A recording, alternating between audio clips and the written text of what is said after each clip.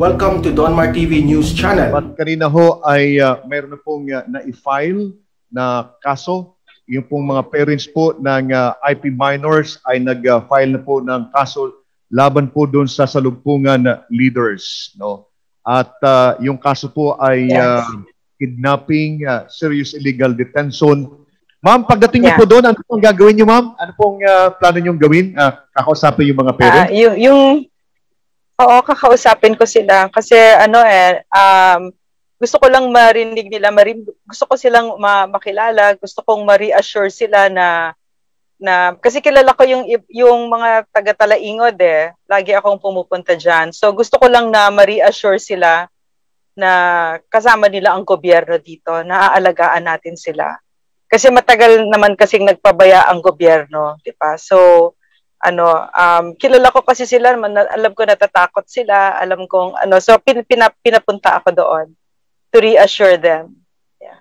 Si Congressman Romero po ay humihingi po ng parang formal investigation doon sa possible na human rights violation ng ating kapulisan.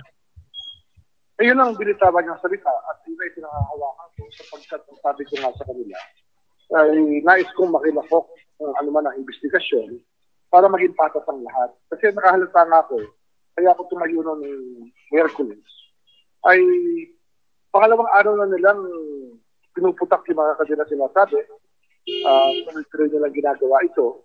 At sabi ko nga marahil ay kailangan ng tanongin para tumigil na rin at mukhang naghahanap sila ng tanong, ay ganoon na ang ginawa ko ng tanong na ako.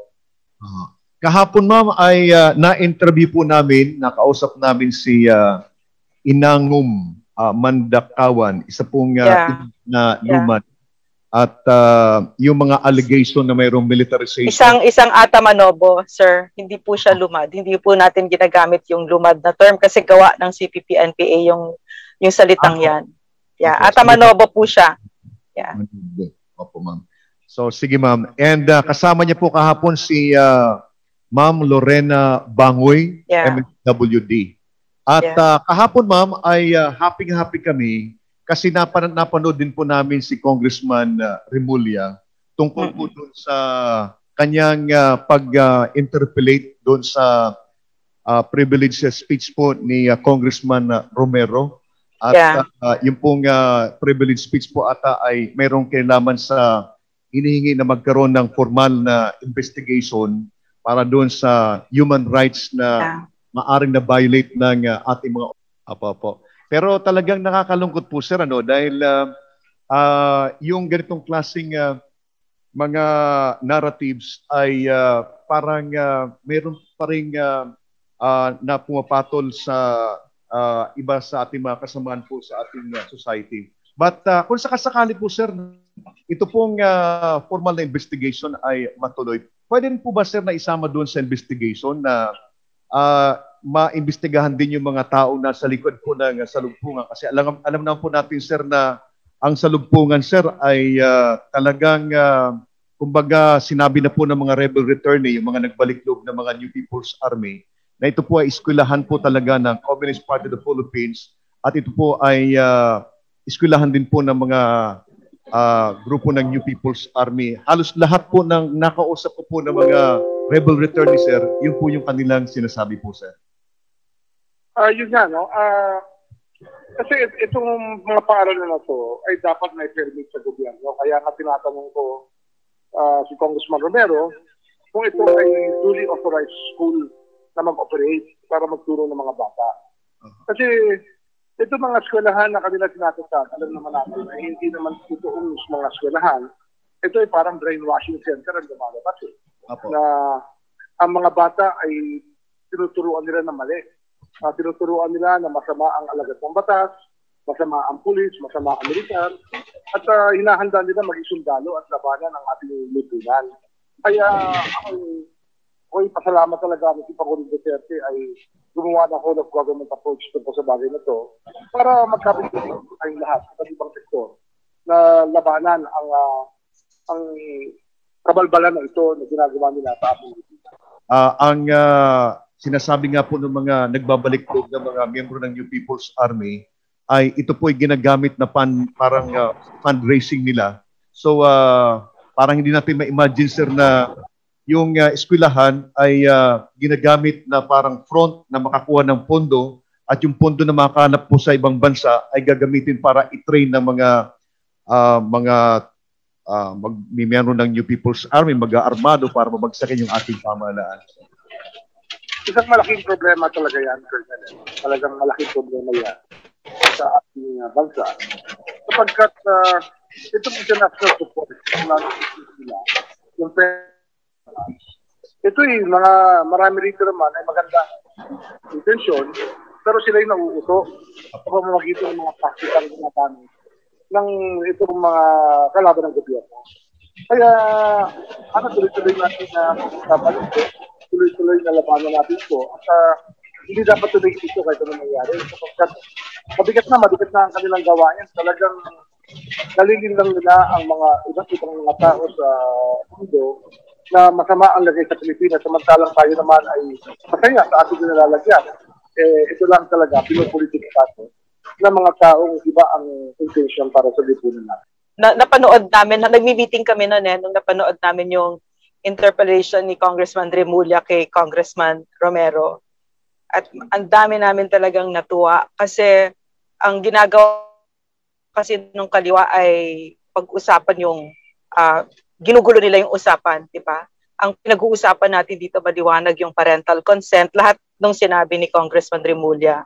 So, pero may tatanong kasi ako na bakit ganon yung nalaman kasi namin na si Congressman Mikey Romero ay yung anak pala niya ay kasama pala diyan sa salugpungan at saka sa lumad. So anyway, I'm not saying na guilty siya or anything, pero ganun yung pamamaraan, di ba? Kasi sinabi nyo, Colonel Zamudio, na dapat malaman ito ng Pilipino, di ba, etc. Pero kasi pag kongresista ka, dapat naman gawin mo ang homework mo bago ka magsalita ng ganon, kasi ang daming inaccuracies na sinabi ni Congressman Mikey Romero. Sinabi niya walang complaints, sinabi niya 15 minors, marami siyang sinabi So, grabe yung implications no. Tapos humihingi siya ngayon na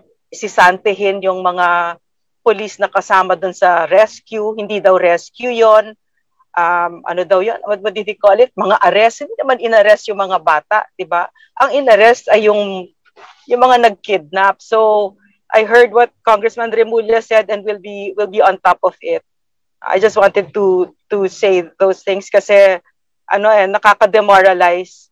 And when you're a congressman, dapat naman alamin mo yung poder mo. Dapat meron kang appreciation sa hinahawakan mong opisina na hindi ka magbibitiw ng ganon, na hindi mo ginagawa yung simpleng research, di ba? Yun lang, sir. Ang isang kulang rin sa amin kasi, yung communication ng tao, lalo-lalo na ng authorities tungkol sa mga ganitong mangyayari. At inuunahan na kami ng balita ng mga kasama namin doon na tinatawag na Makabayan Black. Pagkaganon kasi, wala kami ibang balita na nanggagaling po sa mga kinauukulan.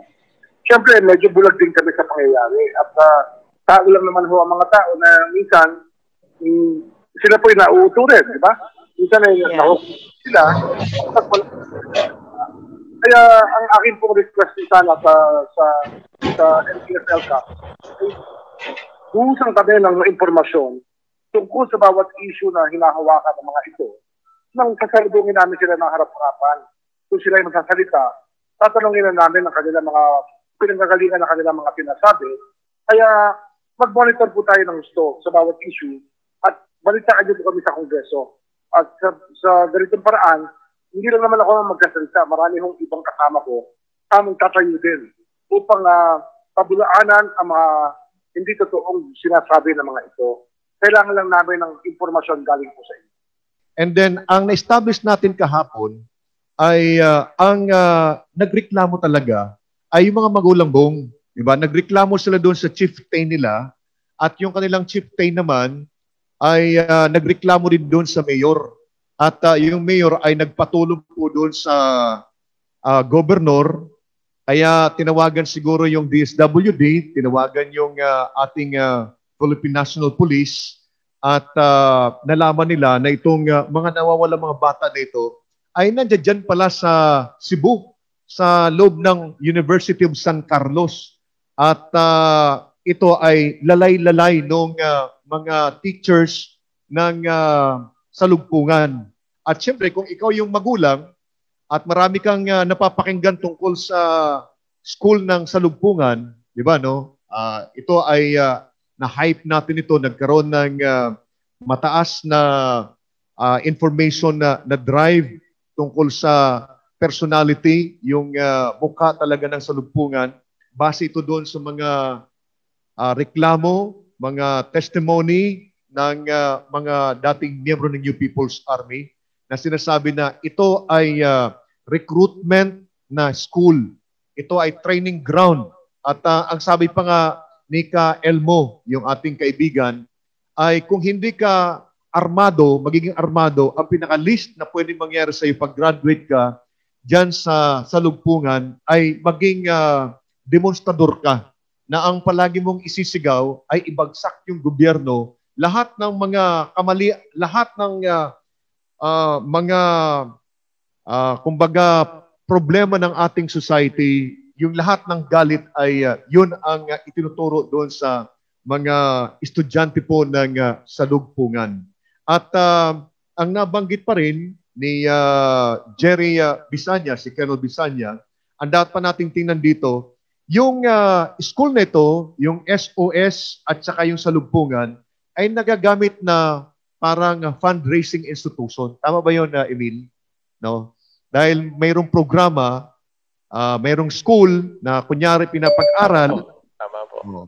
Di nakakapag-hanap sila ng pondo galing sa ibang bansa.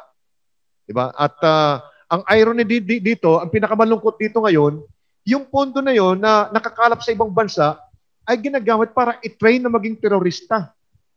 Diba, no? So, ang tanong doon, mali ba yung ginawa ng DSWD? Mali ba yung ginawa ng PNP na sinuportahan yung panawagan ng mga magulang at saka ng DSWD? Kasi alam mo naman, kung yan ay salugpungan at ang affiliation niya sa New People's Army ay direkta ang connection nila, eh baka mayroong armado doon, kaya baka naghingi ng tulong ang DSWD sa PNP. Diba? No? Pero Colonel Jerry, ito ba bago ginawa yung itong pag-rescue, ay meron na bang formal na complaint noon pa man na sinasabing nawawala yung kanilang mga anak? Parang merong blatter sa ating pong police, meron kayang ganon? Yan ay tatanong natin mamaya kay Colonel Ligbawan. Pero alam ko mayroon eh. Di ba nabagit kahapon ni Ma'am Inanggom Mandakawan? Ang sabi niya, nag-complain sila. Kasi 2 years nga naman na nawawala na yung anak. Tapos maririnig mo pa na ang mayroong dala sa kanila ay salugpungan. At sino ang salugpungan? Di ba?